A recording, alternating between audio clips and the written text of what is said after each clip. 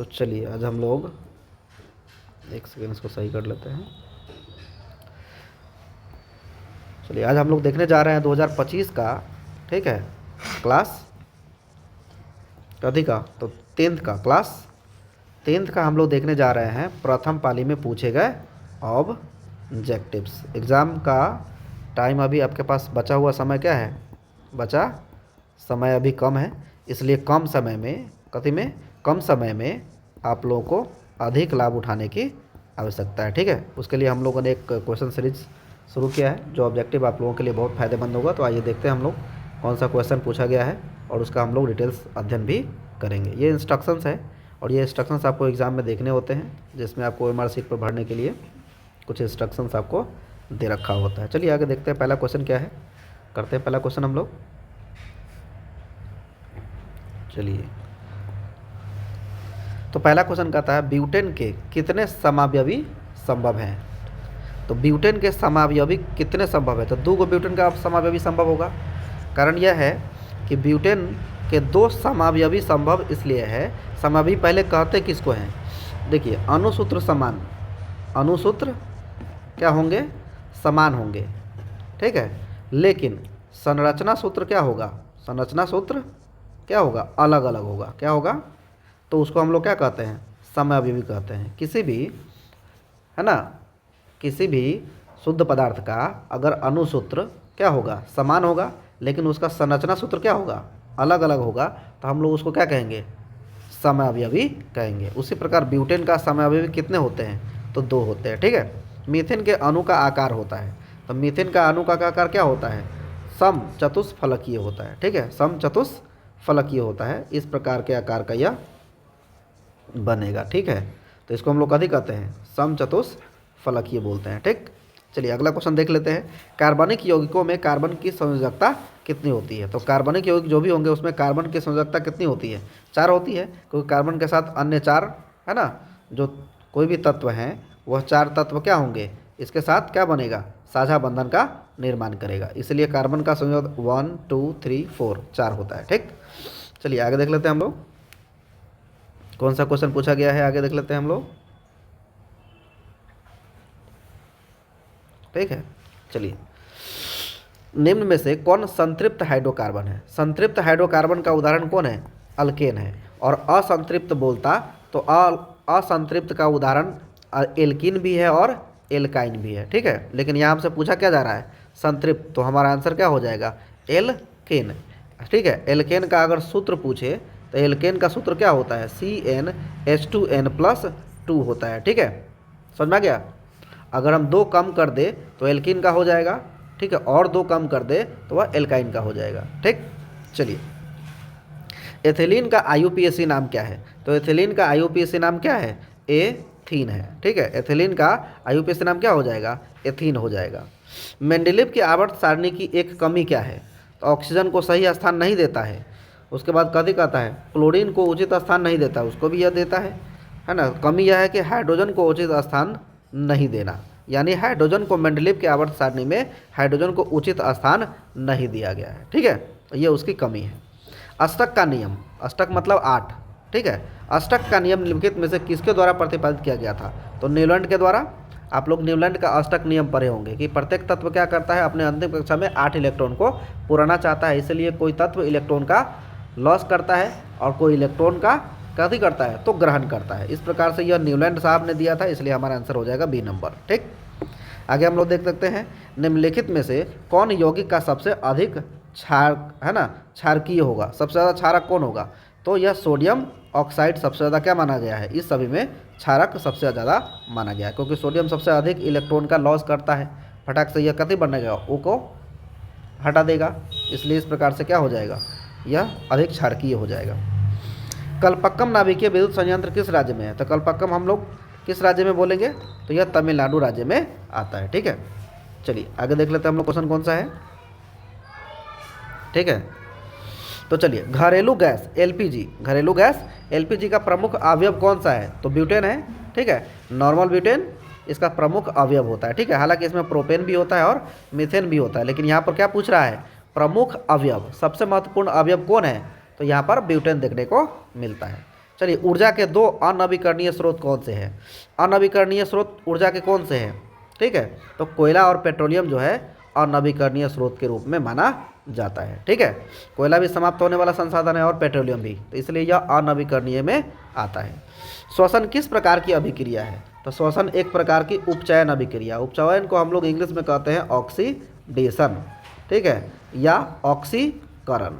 तो जो भी आपको ऑप्शन में मिले वो हम लोग ऑप्शन में मार सकते हैं। ठीक है, उपचयन मिले, ऑक्सीकरण मिले या ऑक्सीडेशन मिले। समझ में आ रहा है? चलिए, इलेक्ट्रॉन के स्थानांतरण से बने यौगिक कहलाते हैं। इलेक्ट्रॉन के स्थानांतरण से मतलब इलेक्ट्रॉन किसी को दे देगा तो उस समय जो बनेगा यौगिक वो कथी बनेगा? विद्युत संयोजी बनेगा, यानी आयोनिक बॉन्ड इसको इंग्लिश में कहते हैं। ठीक है, निम्नलिखित अभिक्रियाओं में से कौन अपघटन की अभिक्रिया का एक उदाहरण है? तो इसका मतलब अपघटन कहाँ पर हो रहा है ना, टूटता कहाँ पर है? तो यहाँ पर देखिए, ये तो जो रहा वही रह गया। ठीक है, यहाँ पर जुड़ गया, यहाँ पर भी अदला बदली हो गया, लेकिन यहाँ पर पूरी तरह से देख रहे हैं कि बड़ा अणु कथी हो रहा है? छोटे छोटे अणु में टूट रहा है, यानी कि यह कौन सा है? अपघटन देखने को मिल रहा है। अपघटन का मतलब होता है टूटना, खंडित होना, है ना, बिखरना। निम्नलिखित में किसके टर्टरिक अम्ल पाया जाता है? किस में? निम्नलिखित में से किस में टर्टरिक अम्ल पाया जाता है? तो टर्टरिक अम्ल किस में पाया जाएगा? इमली में कौन सा अम्ल पाया जाएगा? टर्टरिक। ठीक है, चलिए, बुझे हुए चूने का रासायनिक नाम क्या होता है? हम लोग देखते हैं आगे क्या है। बूझा हुआ चूना किसका है? तो बूझा हुआ चूना का रासायनिक नाम क्या होगा? कैल्शियम हाइड्रोक्साइड, यानी इसका हो जाएगा CaOH का होल ट्वाइस। इसको हम लोग बोलेंगे कैल्शियम हाइड्रोक्साइड। ठीक, मैग्नीशियम आवर्त सारणी के किस समूह का सदस्य है? तो मैग्नीशियम कथी है? आवर्त सारणी के दूसरे का सदस्य है। पहले में सोडियम आता है और दूसरे में कथी आता है? मैग्नीशियम से शुरू हो जाता है। ठीक, तो इस प्रकार बेरिलियम और मैग्नीशियम यानी यह दूसरे वर्ग का यह मेंबर है, यानी सदस्य है। चलिए, आवर्त सारणी में कितने आवर्तन होते हैं? आवर्तन नहीं, आवर्त की यह बात कर रहा है। ठीक है, तो आवर्त सारणी में कितने आवर्त होते हैं? तो आवर्त की संख्या है 7। ऐसे ऐसे लाइन देखिएगा तो आपको कितने मिलेंगे? 7 मिलेंगे। 1 2 3 4 5 6 7 मिलेगा। और ऐसे देखिएगा तो कैसे मिलेगा? आपको 18 मिलेगा। ठीक है, ऐसे देखिएगा तो 7। तो इसको आवर्त कहते हैं। ऐसे लाइन को हम लोग क्या कहते हैं? आवर्त कहते हैं। और ऐसे वाले लाइन को क्या कहते हैं? हम लोग वर्ग कहते हैं। तो वर्ग पूछता तो 18, आवर्त पूछ रहा है तो हमारा आंसर हो जाएगा 7। निम्नलिखित में कौन जल संचयन की है ना प्राचीन विधि है? तो ठीक है, तो इरिस जो है वह जल संचयन की कथी है? निम्नलिखित में कौन जल संचयन की प्राचीन विधि नहीं है, मतलब सबसे पुराना विधि नहीं है? तो इसमें देखने को मिलता है कि कट्टा है, कुला भी है, डगवेल भी है, इसका मतलब इरिस नहीं है। टिहरी बांध का निर्माण का उद्देश्य क्या था? तो टिहरी बांध का उद्देश्य था बिजली का उत्पादन भी था, भूमि का सिंचाई भी था और जल की आपूर्ति करना भी उस इलाके में था। ठीक है, इसलिए हमारा आंसर हो जाएगा इनमें से सभी। चलिए आगे क्वेश्चन देख लेते हैं हम लोग क्या है।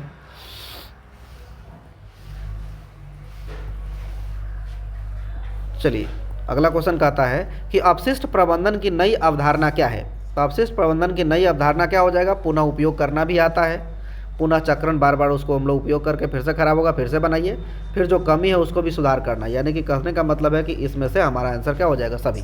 निम्नलिखित में से नवीकरणीय संसाधन कौन है? तो नवीकरणीय संसाधन कौन हो जाएंगे? नवीकरणीय संसाधन कौन आ जाएगा? वन को हम लोग बार बार उपयोग कर सकते हैं और लगा भी सकते हैं, इसलिए आंसर हो जाएगा नवीकरणीय में 1। निम्नलिखित में से कौन बायोगैस का प्रमुख घटक है? तो बायोगैस का प्रमुख घटक कौन सा है? मीथेन। ठीक है, आंसर हो जाएगा हमारा मीथेन। मीथेन का सूत्र क्या होता है? तो CH4। ठीक, पेप्टिक अल्सर हो सकता है कथी से? तो लंबे समय तक अगर आप भूखे रहते हैं इससे तो आपको क्या हो जाएगा? पेप्टिक अल्सर हो जाएगा, पेट दर्द बार बार करता रहेगा। ठीक है, किरणों के समूह को क्या कहते हैं? किरणों के समूह को क्या कहते हैं? तो किरण पुंज कहते हैं। ठीक है, किरण पुंज कहते हैं और प्रकाश पुंज भी वही है। ठीक है, इसलिए आंसर हमारा क्या हो जाएगा? ए और बी दोनों। ठीक है, किरण पुंज ऑप्शन में मिले या प्रकाश पुंज मिले, हमारा दोनों आंसर हो जाएगा। ठीक, चलिए आगे देख लेते हैं क्वेश्चन कौन सा है। ठीक है, चलिए, तो आगे है प्रकाश किरणें गमन करती है, तिरछी गमन करती है, किसी भी दिशा में गमन करती है, सीधी रेखा में, इनमें से कोई नहीं। तो सीधी रेखा में गमन करती है। इसकी गति इतनी फास्ट होती है कि यह हमेशा क्या किस गति में रहेगा? तो सीधे गति में गति करेगा। ठीक, चलिए, अवतल दर्पण किस प्रकार का दर्पण है? तो अवतल दर्पण को हम लोग क्या कहते हैं? अवतल दर्पण को अपसारी कहते हैं। ठीक है, अवतल दर्पण को क्या कहते हैं? अवतल दर्पण को हम लोग क्या कहते हैं? अभिसारी कहते हैं। जैसे आपको उदाहरण के रूप में अपसारी अभिसारी क्यों कहते हैं?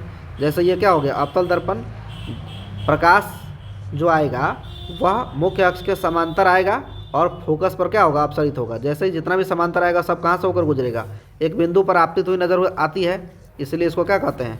अभिसारी कहते हैं। क्योंकि यहाँ पर कौन सी घटना हो रही है? अभिसरण की। ठीक है, अभिसरण की घटना होती है, इसलिए क्या कहते हैं? उसको अभिसारी लेंस कहते हैं। कार का हेडलाइट में निम्नलिखित में से किस प्रकार के दर्पण का उपयोग होता है?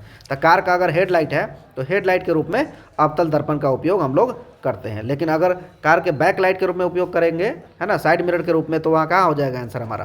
फ्रंट में अवतल दर्पण और बैक में कभी उत्तल दर्पण, साइड में उत्तल दर्पण का उपयोग करते हैं। अवतल दर्पण की फोकस दूरी क्या होती है? तो अवतल दर्पण की फोकस दूरी क्या हो जाएगी? तो ये देख लेते हैं फोकस दूरी क्या हो जाएगी। ये है अवतल हमारा दर्पण। ठीक है, यहाँ इधर क्या है हमारा? एफ है, यहाँ पर हमारा क्या है? सी है। यह हमारा हो गया फोकस दूरी एफ। यहाँ से लेकर यहाँ तक की दूरी को क्या कहते हैं हम लोग? फोकस दूरी कहते हैं। ठीक, ये फोकस बिंदु है। तो चलिए, प्रकाश इधर आएगा हमेशा। ठीक है, अब प्रकाश गुजरेगा कहाँ से? यहाँ से, यानी प्रकाश आ रही है इस दिशा में, अब फोकस दूरी मापा जा रहा है इस दिशा में, इसलिए हमारा एफ क्या हो जाएगा? इधर माइनस में, यानी ऋणात्मक आंसर हो जाएगा। क्या हो जाएगा हमारा आंसर? ऋणात्मक हो जाएगा। चलिए आगे देख लेते हैं, अगला क्वेश्चन कौन सा है? किस दर्पण से हमेशा वस्तु से छोटा प्रतिबिंब बनता है?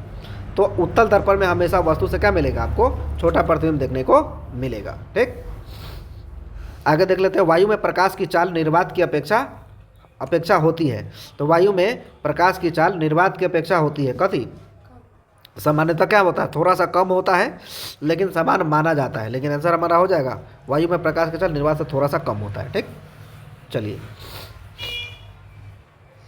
अगला क्वेश्चन हम लोग देख लेते हैं। प्रकाश द्वारा प्रदर्शित किसी कौन सी घटना, प्रकाश के द्वारा प्रदर्शित कौन सी घटना तारों की टिमटिमाहट या टिमटिमाहट में प्रदर्शित होती है? तो हो जाएगा आपको कथी? अपवर्तन की घटना प्रदर्शित होती है। ठीक है, इसलिए अपवर्तन की घटना के कारण ही तारे कथी करते हैं? तो टिमटिमाते हैं। ठीक, किशोरावस्था में होने वाले परिवर्तन को क्या कहते हैं हम लोग? प्यूबर्टी कहते हैं। क्या कहते हैं? प्यूबर्टी। इसी में है ना, किशोरावस्था में होने वाले परिवर्तन को क्या कहते हैं? प्यूबर्टी कहते हैं। इसी में है ना, कोई लड़की क्या बन जाती है? तो वीमेन बन जाती है, औरत बन जाती है। निम्नलिखित में से कौन परिवार नियोजन साधनों में प्रयुक्त एक प्रभावी उपाय है? निम्नलिखित में से कौन सा परिवार नियोजन के साधनों में प्रयुक्त एक प्रभावी उपाय है? तो डायफ्राम, कॉपर टी एवं लूप, है ना, डायफ्राम, कंडोम और कभी कहता है कॉपर टी एवं लूप, इनमें से सभी हमारा क्या हो जाएगा? आंसर हो जाएगा। हम लोग इसको भी अपनाते हैं, इसको भी अपनाते हैं, इसको भी अपनाते हैं। चलिए, एटविज्म का क्या अर्थ है? एटविज्म का क्या अर्थ है? तो एटविज्म का अर्थ है संतति में पूर्वजों के गुणों का आना। एटाविज्म का मतलब क्या होता है? संतति में पूर्वजों के गुणों का आना जो जनक में नहीं है। ठीक है, जो जनक में नहीं है, इसका मतलब है कि यहाँ पर कोई आदमी है, उसका बेटा पैदा लिया। ठीक है, ये आदमी और ये आदमी इसका बेटा है। ठीक है, बड़का ये है, छोटका ए और बी है। ठीक है, अब इसका बेटा कोई हुआ 1 नंबर और या 2 नंबर, तो जनक तो ये हुआ, और इसका गुण इसमें नहीं आकर के गुण किनका आ गया? इनके दादाजी का आ गया, या फिर इनके भी पापा जी जो थे, ठीक है, उनका गुण इसमें आ गया। तो वही इसी प्रक्रिया को क्या कहते हैं हम लोग? एटाविज्म कहते हैं। क्या कहते हैं? जनक का गुण नहीं आना, ठीक है, पूर्वज का गुण आना, इनका गुण इसमें ट्रांसफ़र किया। तो इस प्रकार से हम लोग इसको क्या कहते हैं? एटाविज्म कहते हैं। ठीक, आइए देखते हैं, किसी जीव की जीनी संरचना कहलाती है। तो जीनी संरचना को क्या कहते हैं हम लोग? जीनोटाइप कहते हैं।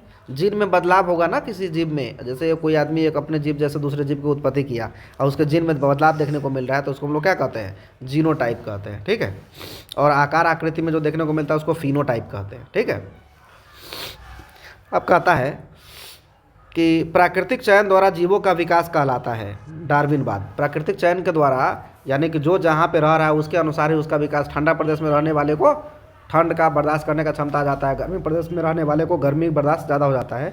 यानी जिस इलाके में आप रहिएगा, जिस प्रकृति में आप रहिएगा, उसी प्रकार से आपका क्या मिलेगा? सहन शक्ति वैसे बढ़ जाएगी, उसको झेलने का क्षमता बढ़ जाएगा। यह विचारधारा कौन दिया था? डार्विन ने दिया था। इस विचारधारा का नाम कथी है? डार्विनवाद। चलिए अगला क्वेश्चन की बात कर लेते हैं। जैव आवर्धन प्रदर्शित करने वाला रसायन कौन सा है? तो DDT। ठीक है, इसका पूरा नाम क्या है? Dichloro diphenyl tetrachloride. ठीक है, ट्राइक्लोरो इथेन इसका नाम है। अब यहाँ पर देखिए, प्राथमिक उपभोक्ता कहलाते हैं। जो प्राथमिक उपभोक्ता क्या रहते हैं? शाकाहारी रहते हैं, क्योंकि यहाँ पर कथी है? पेड़ है। क्या है? यह पेड़ है। इस पेड़ पौधा को खाने वाले, छोटा छोटा जो पेड़ पौधा है उसको खाने वाले क्या कहलाएंगे? प्राथमिक उपभोक्ता कहलाएंगे। इसमें कौन आता है? हिरण आता है। ठीक है, इसको खाता है ना ये बकरी। ठीक है, जो घास फूस खाता है वो सब कथी में आता है? शाकाहारी ही होते हैं, प्राथमिक उपभोक्ता कराते हैं। CFC का व्यापक उपयोग होता है कथी में? तो याद रखिएगा, जेट इंजन में भी CFC का पूरा नाम है क्लोरोफ्लोरोकार्बन। ठीक है, क्लोरोफ्लोरोकार्बन। इसमें जेट इंजन में भी इसका उपयोग करते हैं। ऊपर जो उड़ता है इंजन, एयर कंडीशनर में भी, AC जो घर में लगाते हैं उसमें भी, और रेफ्रिजरेटर में भी इसका उपयोग होता है। इसलिए हमारा आंसर क्या है? इनमें से सभी। ठीक है, चलिए आगे बढ़ते हैं हम लोग। पीत रस स्रावित होता है कथी से? पीत रस का स्राव कौन करता है? तो यकृत करता है। ठीक है, चलिए आगे बढ़ते हैं क्वेश्चन में। चलिए, कहता है क्षुद्रांत्र। क्या कहता है? क्षुद्रांत्र में स्थित रंसाकुर का क्या कार्य होता है? तो रंसाकुर का कार्य क्या है? तो यहाँ पर कथी है? अवशोषण का सतही क्षेत्रफल को बढ़ा देना, ताकि अवशोषण आसानी से हो सके। ठीक, मुख गुहा का पिछला भाग क्या है? तो मुख गुहा के पिछला भाग को क्या कहते हैं हम लोग? ग्रसनी कहते हैं। मुख गुहा का पिछला भाग क्या कहलाता है? ग्रसनी कहलाता है। उसी से नलिका जुड़ा रहता है। बाहरी वातावरण से कोशिका में ऑक्सीकरण का स्थानांतरण और कार्बन डाइऑक्साइड को हटाना क्या कहलाता है? निःश्वसन कहलाता है। प्रकाश संश्लेषण में ऑक्सीजन का मूल स्रोत क्या है? तो जल है। ऑक्सीजन का मूल स्रोत क्या है? तो जल है। निम्नलिखित में से किसे कोशिका का ऊर्जा मुद्रा के रूप में जाना जाता है? तो ATP, अमीनो ट्राइफॉस्फेट। ठीक है, चलिए पादप में जाइलम उत्तरदायी होता है किसके लिए? तो जल के परिवहन के लिए। किसके लिए उत्तरदायी होता है? जल के परिवहन के लिए, यानी जल को एक स्थान से दूसरे स्थान तक पहुंचाता है। प्लाज्मा के अलावा रक्त में निम्नलिखित में से क्या पाया जाता है? तो प्लाज्मा में क्या पाया जाता है? WBC श्वेत रक्त कणिका भी पाया जाता है ना, लाल रक्त कोशिकाएं भी पाई जाती है, और पट्टिकाणु भी। हमारा आंसर क्या हो जाएगा? इनमें से सभी। हवा में स्वतंत्र रूप से लटका हुआ क्षैतिज चुंबक हमेशा आराम की स्थिति में रहता है। किसे कारण? उत्तर से दक्षिण की दिशा में आराम से यह लटका हुआ रहता है। यदि एक विद्युत धारावाही तार के समीप कंपास रखा जाता है तो यह कंपास की सुई विक्षेपित होती है। विक्षेपित मतलब होता है विचलित होता है, थोड़ा अपने मूल रास्ते से क्या होता है? तो अपना मूल रास्ता को यह चेंज कर देता है। ठीक है, फैराडे ने बहुत से क्रांतिकारी खोज की, जिसमें से शामिल है, फैराडे में कभी शामिल है ना, विद्युत चुंबकीय प्रेरण भी सिद्धांत शामिल है, जिसे मोटर जनरेटर काम करता है, और विद्युत अपघटन का भी नियम उन्होंने आयन के रूप में दिया था। हमारा आंसर क्या हो जाएगा? A और B दोनों। ठीक, चलिए आगे देख लेते हैं। अगला क्वेश्चन क्या है हमारा? चलिए, विद्युत मोटर परिवर्तित करता है कथी को? विद्युत मोटर जो है परिवर्तित करता है विद्युत ऊर्जा को कथी में? यांत्रिक ऊर्जा में। विद्युत मोटर परिवर्तित करता है किसको? विद्युत ऊर्जा को कथी में? तो यांत्रिक ऊर्जा में बदलता है। कथी को होता है? यह विद्युत ऊर्जा को यांत्रिक ऊर्जा में बदलता है।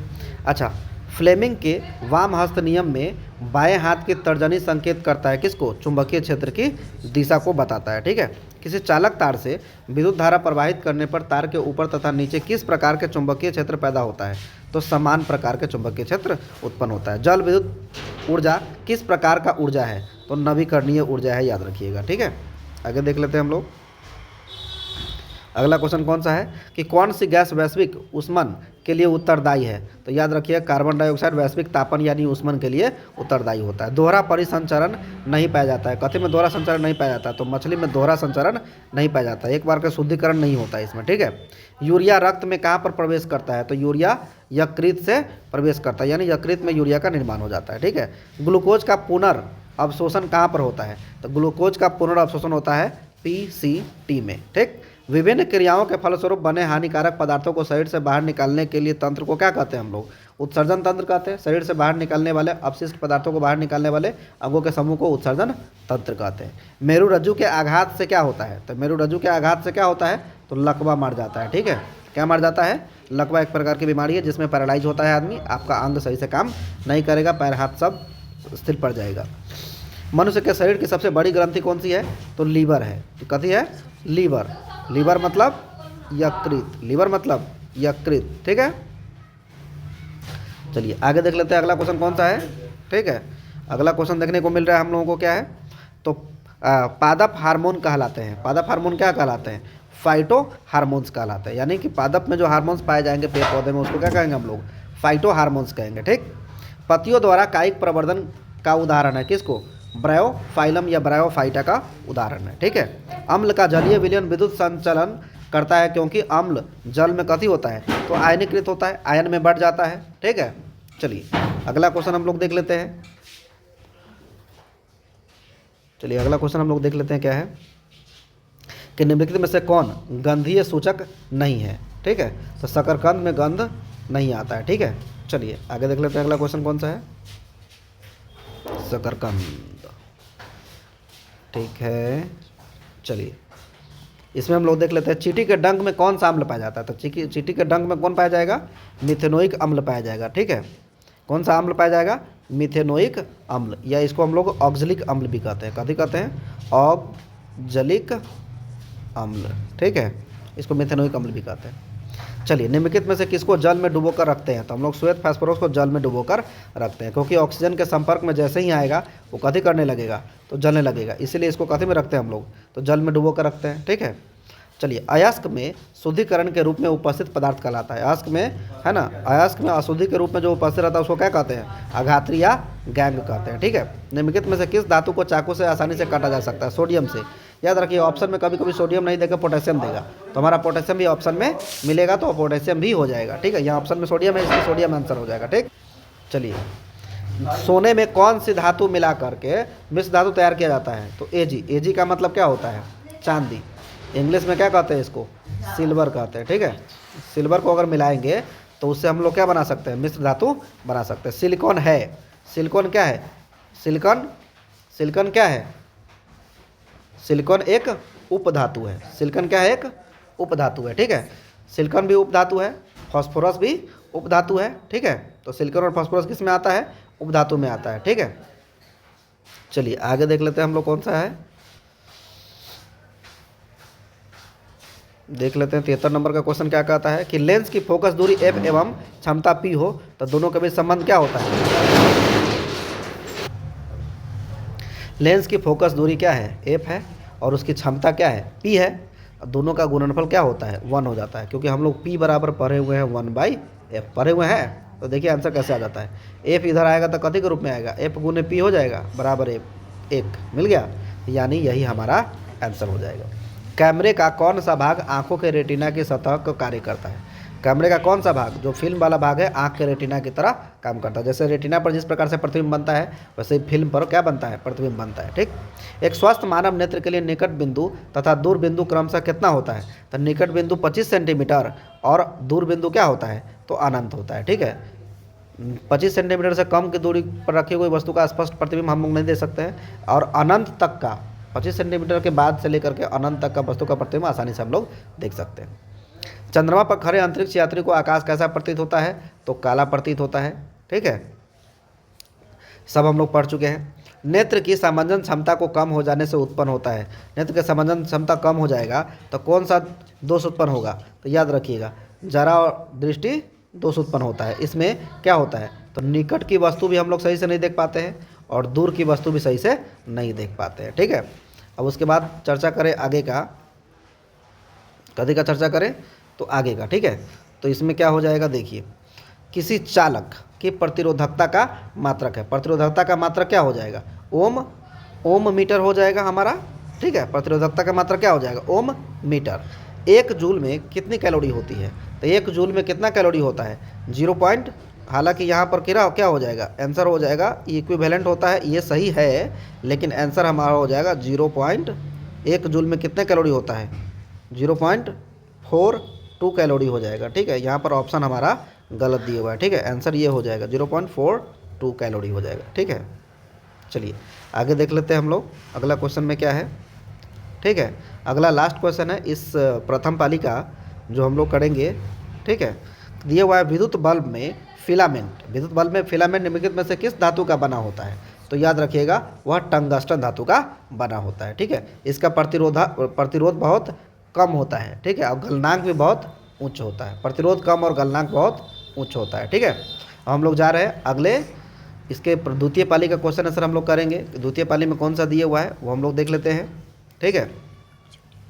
तो अब हम लोग चर्चा करेंगे कथी का, 2025 का कथी का, द्वितीय पाली का, ठीक है। किसका, द्वितीय पाली का हम लोग देखेंगे, करेंगे, क्या है आंसर नहीं है, ठीक है।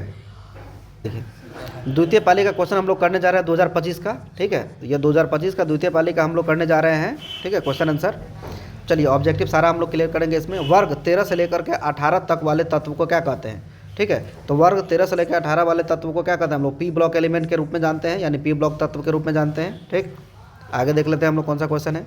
चलिए अगला क्वेश्चन है कि निम्नलिखित में से किस तत्व में संयोजी इलेक्ट्रॉन की संख्या सबसे अधिक है। याद रखिएगा फास्फोरस में क्या है, संयोजी इलेक्ट्रॉन यानी अंतिम कक्षा में इलेक्ट्रॉन की संख्या 4 है, एल्युमिनियम में 3 होता है, सोडियम में 1 होता है और सिलिकॉन में 4 होता है। तो हमारा आंसर क्या हो जाएगा, फास्फोरस, अंतिम कक्षा में इलेक्ट्रॉन की संख्या 5 है, ठीक।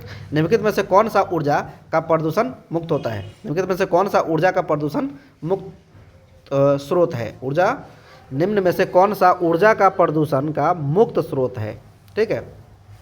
सौर ऊर्जा भी है, जल ऊर्जा भी है और पवन ऊर्जा भी है। तो हमारा आंसर क्या हो जाएगा इनमें से सभी। ओजोन परत के अवक्षय के लिए निम्नलिखित में से कौन सा उत्तरदायी है, तो याद रखिएगा क्लोरोफ्लोरोकार्बन, CFC, क्लोरोफ्लोरोकार्बन, ठीक है। आहार और पानी किस राज्य की जल संचयन व्यवस्था है, तो आहार और पानी किसका है, तो बिहार राज्य के जल संचयन व्यवस्था है, ठीक है।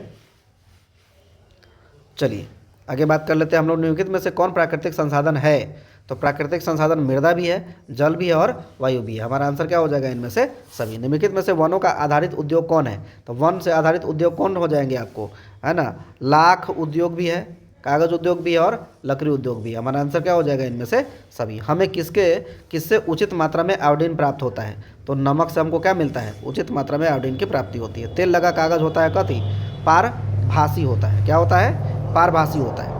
सूर्य से आने वाली प्रकाश पुंज निम्न में से है, तो सूर्य से जो प्रकाश आती है वो कौन सा है, तो समांतर किरण पुंज के नाम से जाना जाता है, या समांतर प्रकाश पुंज के नाम से जाना जाता है, ठीक। निम्नलिखित में से कौन उत्तल दर्पण में बना काल्पनिक प्रतिबिंब है, तो काल्पनिक प्रतिबिंब में क्या हो जाएगा, सीधा और छोटा हमेशा बनता है, ठीक। आइए देख लेते हैं अगला क्वेश्चन कौन सा है। चलिए निम्नलिखित में से दर्पण सूत्र क्या होता है, 1/f, 1 दर्पण सूत्र क्या हो जाएगा, 1/v प्लस 1/u बराबर 1/f, ये हमारा होता है। यानी वन उल्टा लिख दिया है, हम लोग पढ़े हुए हैं 1/f बराबर 1/v प्लस 1/u, कोई दिक्कत नहीं है, हमारा आंसर हो जाएगा डी। आभासी प्रतिबिंब कैसा होता है, तो आभासी प्रतिबिंब उल्टा भी होता है और आभासी प्रतिबिंब हमारा होता कैसा है, तो आभासी प्रतिबिंब होता है सीधा, ठीक है, क्या होता है, सीधा होता है। ऑप्शन में हमारा सीधा आंसर है, सीधा आंसर हो जाएगा। निम्न में से किस दर्पण की फोकस दूरी धनात्मक होती है, तो उत्तल दर्पण की जो फोकस दूरी है वह धनात्मक होती है। निम्नलिखित में से कौन उत्तल दर्पण की फोकस दूरी है, ठीक है, तो धनात्मक में ऑप्शन में क्या मिल रहा है, निम्नलिखित में से कौन उत्तल दर्पण की फोकस दूरी है जिसकी वक्रता त्रिज्या 32 सेंटीमीटर है। तब वक्रता त्रिज्या का क्या होता है, आधा होता है, इसलिए हमारा आंसर क्या हो जाएगा, प्लस में 16 सेंटीमीटर। निम्न में से आवर्धक शीशा कौन है, आवर्धक शीशा के रूप में कौन जाना जाता है, तो आवर्धक शीशा के रूप में कौन जाना जाएगा, तो उत्तल लेंस जाना जाएगा, ठीक है। अवतल अगर दर्पण में है तो उत्तल लेंस आवर्धक जाना जाता है, मतलब बड़ा करके दिखाता है। हार्मोन जो किशोरों में यौवना अवस्था के लक्षणों को नियंत्रित करता है वह क्या है, तो वह है टेस्टोस्टेरोन, ठीक है। सुरक्षित गर्भपात भ्रूण की किस अवस्था में होता है, तो याद रखिएगा अंग के निर्माण में होता है, ठीक। निम्नलिखित में से कृत्रिम कभी कदा पारिस्थितिक तंत्र, चलिए यहाँ पर दिखाई नहीं दे रहा है, आगे बढ़ा लेते हैं, स्लाइड को ऊपर कर लेते हैं हम लोग। यह क्वेश्चन बैंक 2025 में पूछा गया क्वेश्चन है, आपके एग्जाम के लिए बहुत महत्वपूर्ण है, आगे भी आप लोगों को ये करना ही पड़ेगा, इसके किए बिना आप एग्जाम में बैठ भी नहीं सकते हैं, ठीक। नंबर लाने के लिए बोल रहे हैं, ऐसे नहीं बैठने तो देगा ही।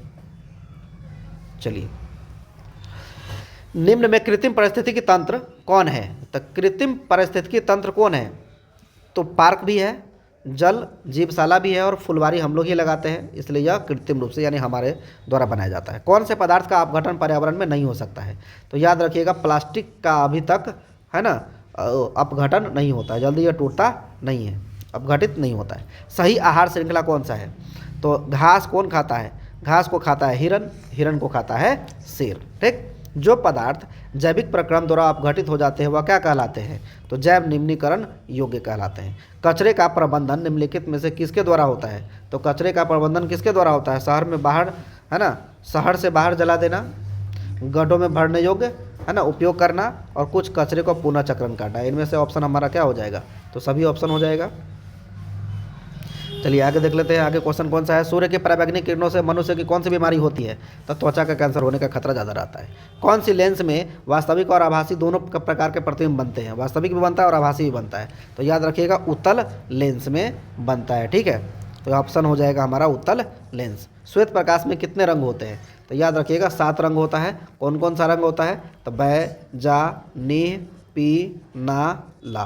ठीक है, चलिए श्वेत प्रकाश का कौन सा रंग, श्वेत प्रकाश कौन सा रंग किसी प्रिज्म से गुजरने के पश्चात सबसे कम झुकता है, तो याद रखिएगा लाल रंग सबसे कम झुकता है, क्योंकि इसका वेग क्या होता है, सबसे ज़्यादा होता है। ठीक है, निम्न में से कौन पुतली की साइज को नियंत्रित करता है, तो पुतली की साइज को नियंत्रित कौन करता है, पुतली की साइज को नियंत्रित करता है नेत्र लेंस, नहीं करता है। रेटिना नहीं करता है, परितारिका करता है। क्या करता है, परितारिका, यानी इंग्लिश में इसको आइरिस कहते हैं। ठीक है, निकट दृष्टि दोष में किस लेंस का प्रयोग होता है, तो अवतल लेंस का उपयोग निकट दृष्टि दोष को दूर करने के लिए किया जाता है। निम्न में से कौन किसी कुंडली का प्रतिरोध ज्ञात करता है, तो कुंडली का प्रतिरोध ज्ञात होगा कथी से, तो R बराबर V/I से। ठीक है, आगे देख लेते हैं हम लोग,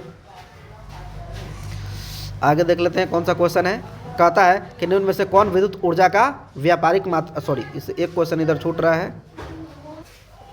प्रतिरोध का ऐसा मात्रा क्या होता है, तो प्रतिरोध का ऐसा मात्रा क्या है, ओम है। क्या है, ओम होता है। निम्नलिखित में से कौन विद्युत ऊर्जा का व्यापारिक मात्रक है, तो विद्युत ऊर्जा का व्यापारिक मात्रक कथी है, तो यूनिट है। क्या है, यूनिट है। कौन सा रक्त समूह यूनिवर्सल डोनर के रूप में जाना जाता है, तो ओ। ठीक है, 4 गो रक्त समूह होता है, ओ भी होता है, बी भी होता है, ए भी होता है, ए भी होता है, लेकिन रक्तदाता जो है वो कौन कहलाता है, ओ कहलाता है। डायलिसिस मशीन द्वारा रक्त का शुद्धिकरण की प्रक्रिया किसको क्या कहते हैं हम लोग, हीमोडायलिसिस कहते हैं, हम लोग पढ़े हुए हैं इसको। प्रोटोजोआ उत्सर्जित पदार्थों का निष्कासन कैसे करता है, तो विसरण के द्वारा। प्रोटोजोआ हो चाहे पैरामीशियम हो चाहे अमीबा हो, इसमें किसके द्वारा होता है, उत्सर्जन विसरण के द्वारा होता है।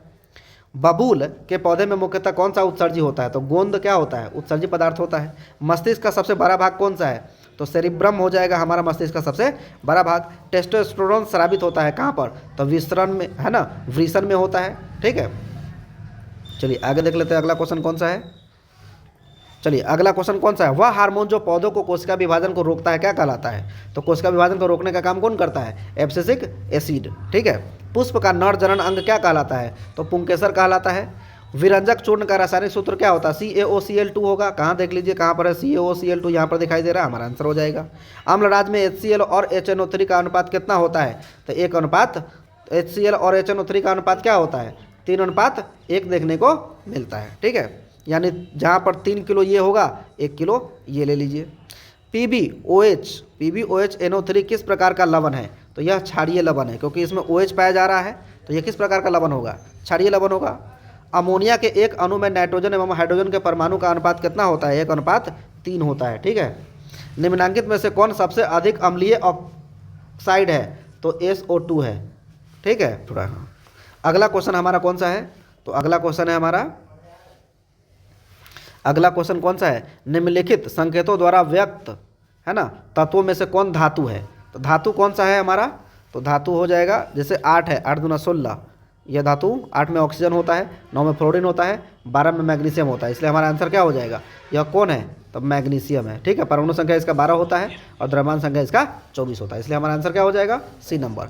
पारा और एक अन्य धातु के मिश्रण को क्या कहते हैं, तो पारा और एक और धातु को मिला देंगे तो वो अमलगम बनता है। क्या बनता है, अमलगम बनता है। निम्नलिखित में से कौन कार्बन का अपरूप है, तो कार्बन का अपरूप हीरा भी है, फ्लोरीन भी है और ग्रेफाइट भी है। ठीक है, हमारा आंसर हो जाएगा इनमें से सभी। ठीक है, चलिए निम्न में से कौन सा जीवाश्म ईंधन में ऊर्जा का प्राथमिक स्रोत है, तो ऊर्जा का प्राथमिक स्रोत कौन कहलाता है, तो सूर्य होता है। ठीक, अगला क्वेश्चन देख लेते हैं हम लोग, अगला क्वेश्चन हम लोग देख लेते हैं कि आगे का क्वेश्चन क्या कहता है। निम्नलिखित में से किस रूप में महासागरों में ऊर्जा, है ना, उपलब्ध है, तो याद रखिए ऊर्जा किस रूप में उपलब्ध है, तो ज्वारीय ऊर्जा के रूप में भी उपलब्ध है, ऊर्जा तरंग ऊर्जा के रूप में भी उपलब्ध है, सागरीय तापीय ऊर्जा के रूप में उपलब्ध है। हमारा आंसर क्या हो जाएगा, इनमें से सभी। तारापुर नाभिकीय विद्युत संयंत्र किस राज्य में है, तो महाराष्ट्र में है, यह पहला तापीय ऊर्जा भी है। आगे का क्वेश्चन देख लेते हैं, किसी अभिक्रिया में भाग लेने वाले पदार्थ को क्या कहते हैं, अभिकारक कहते हैं या अभिकर्मक कहते हैं, इसको हम लोग अभिकर्मक के भी नाम से जानते हैं। ठीक है, चलिए वह अभिक्रिया जिसमें उत्पाद के बनने के साथ साथ उष्मा के भी उत्सर्जित होती है उसे क्या कहते हैं हम लोग, उष्मा क्षेपी कहते हैं। ठीक है, जो उष्मा ग्रहण करता है उसको उष्मा शोषी कहते हैं। उपचयन वह अभिक्रिया है जिसमें क्या होता है, उपचयन की अभिक्रिया में क्या होता है, ऑक्सीडेशन में क्या होता है, इलेक्ट्रॉन की हानि होती है, ठीक है। हाइड्रोजन का वियोजन होता है, ऑक्सीजन का संलयन होता है, यानी कि ये भी होगा, ऑक्सीजन जुड़ता है, ठीक है, यह अलग होता है हाइड्रोजन, और इलेक्ट्रॉन की क्या होती है, हानि होती है, यानी लॉस होती है। तो हमारा आंसर क्या हो जाएगा, इनमें से सभी। निम्नलिखित में से संश्लेषित सूचक कौन सा है, तो याद रखिएगा मिथाइल ऑरेंज है, ठीक है। कौन सा पदार्थ जलीय विलयन में लाल लिटमस पत्र को नीला कर देता है, ठीक है, तो वह क्षार करता है, ऐसा लाल लिटमस पत्र को क्या करता है, नीला कर देता है, और नीला को लाल, ठीक है, और यह क्या होता है, लाल को नीला कर देगा, क्षार। विद्युत, अगला जो क्वेश्चन है हमारा, वो क्वेश्चन कहता है कि विद्युत विभव कौन सी राशि है, तो विद्युत विभव क्या है, एक अदिश भौतिक राशि है। विद्युत मोटर की क्रिया आधारित होती है, किस पर आधारित होती है, तो विद्युत किस पर आधारित होती है, तो यह विद्युत धारा और चुंबकीय प्रभाव पर, आर्मेचर के घूर्णन पर, यह दोनों पर निर्भर करता है, इसलिए ऑप्शन हमारा क्या हो जाएगा, ऑप्शन नंबर सी आंसर हो जाएगा। निम्नलिखित में से किससे प्रेरित धारा को दिशा प्राप्त होती है, तो प्रेरित धारा को दिशा किसके द्वारा प्राप्त होती है, लेंज के नियम से, ठीक है। भारत में उपस्थित या उत्पादित प्रत्यावर्ती विद्युत धारा की आवृत्ति कितनी होती है, तो 50 हर्ट्ज होता है, वहीं अमेरिका में 60 हर्ट्ज देखने को मिलता है, ठीक। चलिए, उसके बाद कहता है लंबाई बढ़ने से तार का प्रतिरोध क्या होता है, तो तार का प्रतिरोध बढ़ता जाता है, जितना लंबाई बढ़ाइएगा प्रतिरोध तार का बढ़ता जाएगा। 20 डिग्री सेंटीग्रेड पर सिल्वर की विद्युत प्रतिरोधकता कितनी होती है, तो ये आपको हो जाएगा ऑप्शन नंबर बी, ये आप निकाल के आप देख सकते हैं। जीवाश्म ईंधन के जलने पर कौन सी गैस मुक्त होती है, तो जीवाश्म ईंधन के जलने पर कौन सा गैस मुक्त होगा, तो सल्फर डाई ऑक्सीजन गैस मुक्त नहीं होता है, ये मुक्त होता है, ये भी मुक्त होता है, लेकिन ऑक्सीजन गैस मुक्त थोड़ी होगा।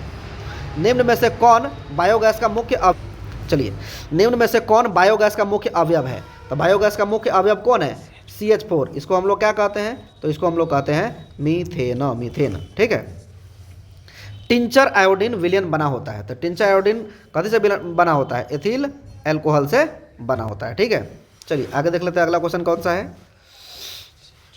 चलिए, कहता है, उसके बाद कहता है CH3 CH2 OH का IUPAC नाम क्या है, तो मीथ ईथ प्रोप, तो किधर गया प्रोपाइल, 1 प्रोपेनॉल, ठीक है, 1 प्रोपेनॉल, एक ही पढ़ना है, 1 2 3, तो 1 पर ऑल है, तब है ना, 1 प्रोपेनॉल, ठीक। निम्नलिखित में से कौन कमरे के ताप पर द्रव के रूप में पाया जाता है, तो कमरे के ताप पर द्रव के रूप में कौन पाया जाएगा, तो इथेनॉल, ठीक है, क्या पाया जाएगा, इथेनॉल। इथेनॉल का सूत्र क्या होता है, तो CH3CH2OH, यह क्या है, इथेनॉल है, ठीक। चलिए, बेंजीन सांद्र सल्फ्यूरिक अम्ल की उपस्थिति में नाइट्रिक अम्ल से अभिक्रिया कर क्या बनाता है, तो नाइट्रोबेंजीन बनाता है, क्या बनाता है।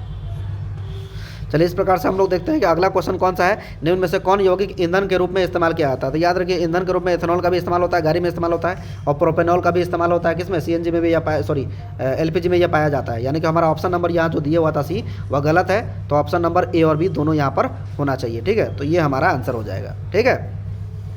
चलिए आगे देख लेते हैं हम लोग, अगला क्वेश्चन कौन सा है, ठीक है। अगला क्वेश्चन है, निम्न में से कौन सा समूह डोब्रेनर त्रिक का उदाहरण है, तो कैल्शियम, स्ट्रोंशियम और बेरियम, ठीक है, उसका उदाहरण है। ओजोन का आविष्कार, ओजोन का आणविक सूत्र क्या होता है, तो जहाँ पर O3 मिले वहाँ पर मार दीजिए, ठीक है, O3 जो है ओजोन का आणविक सूत्र है। ऑक्सीजन गैस के एक अणु में 2 परमाणुओं के बीच कितने आबंधन होते हैं, तो 2 का आबंधन पाया जाता है, ठीक है। O2 जैसे ही बोलेगा तो इसमें O डबल बॉन्ड O पाया जाता है, ठीक है। निम्न में से कौन मनुष्य के आहार नाल में एक अवशोष अंग है, या अवशेष अंग है, ये अवशोष नहीं अवशेष होना चाहिए, क्या होना चाहिए, अवशेष अंग होना चाहिए, तो ये अपेंडिक्स जो है वो अवशेषी अंग है। शाकाहारी जीवों में छोटी आंत की लंबाई कितनी होती है, छोटी के आंत की लंबाई सबसे लंबी होती है, ठीक है। आगे हम लोग देखें तो छोटी आंत में पूर्ण रूप से पचा भोजन क्या कहलाता है, तो चाइल कहलाता है, ठीक है, क्या कहलाता है, चाइल कहलाता है, ठीक है। अगला क्वेश्चन हम लोग देख लेते हैं कि कौन सा क्वेश्चन है, कि मूल रोमों के द्वारा जल का अवशोषण किस विधि द्वारा होता है, तो याद रखिएगा परासरण विधि के द्वारा होता है, ठीक है। जड़ में पाया जाता है मूल रोम, पौधे के जड़ में। उच्च रक्तचाप की अवस्था को क्या कहते हैं, तो हाइपरटेंशन कहते हैं। ज़्यादा आदमी अगर ब्लड प्रेशर बढ़ गया किसी व्यक्ति का, तो समझिए वो किस स्थिति में है, हाइपरटेंशन की स्थिति में। तिलचट्टा में कितने जोड़े श्वास रंध्र पाए जाते हैं, कितने जोड़े पाए जाते हैं, तो 10 जोड़े पाए जाते हैं। हृदय में रक्त का प्रवाह होता है, कहाँ पर होता है, तो यह बाएं आलिंद के बाएं नीले में होता है, और दाएं आलिंद से दाएं नीले में, दोनों में होता है, यानी कि हमारा क्या हो जाएगा, A और B दोनों आंसर हो जाएगा। रुधिर है कथी है यह, तो संयोजी तरल संयोजी ऊतक है, कथी है, तरल संयोजी ऊतक है। इस प्रकार से हम लोगों ने देखा कि 2025 का प्रथम एवं क्या द्वितीय पाली का पूरा क्या मिला, तो समापन क्या मिला, समापन। ठीक है, इस प्रकार से अगर हमारी वीडियो आपको पसंद आती होगी तो आप लोग इसको क्या करेंगे, लाइक करेंगे और शेयर करेंगे और सब्सक्राइब करेंगे, जिससे अगला वीडियो का नोटिफिकेशन आपको मिलता जाएगा। ठीक है, तो आप लोग अपना एग्ज़ाम की तैयारी पूरे दिल से कीजिए, एग्ज़ाम में नंबर लाइए। ठीक है, आगे बढ़िए, धन्यवाद।